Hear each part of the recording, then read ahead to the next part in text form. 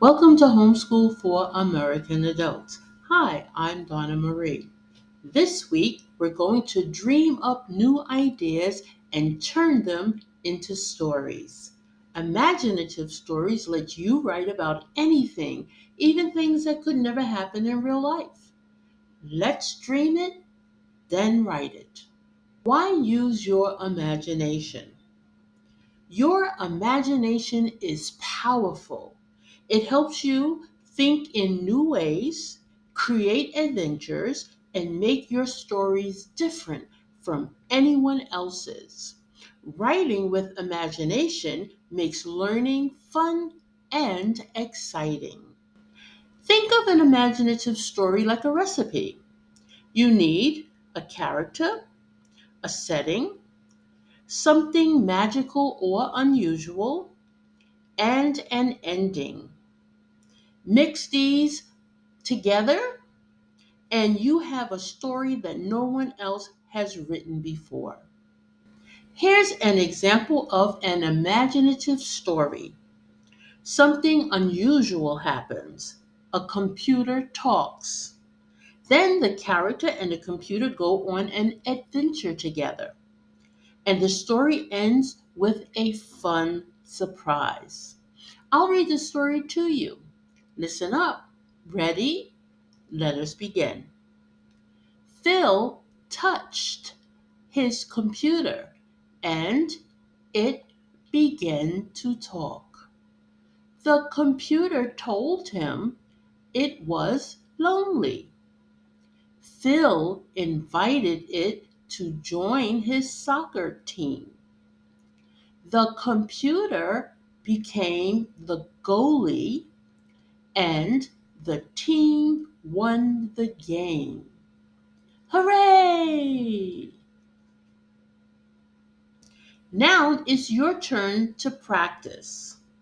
Imagine you have a pair of shoes that can run all by themselves. Think about who wears the shoes. Where do they run? What happens on the adventure? Finally, decide how the story will end.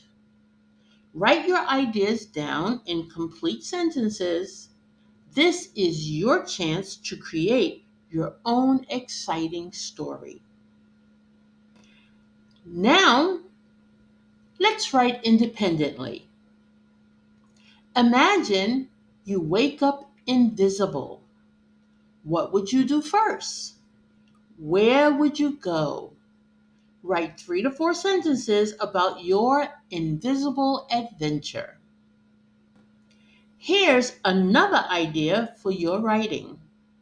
Imagine you can jump into a painting. What painting would you choose? What do you see inside?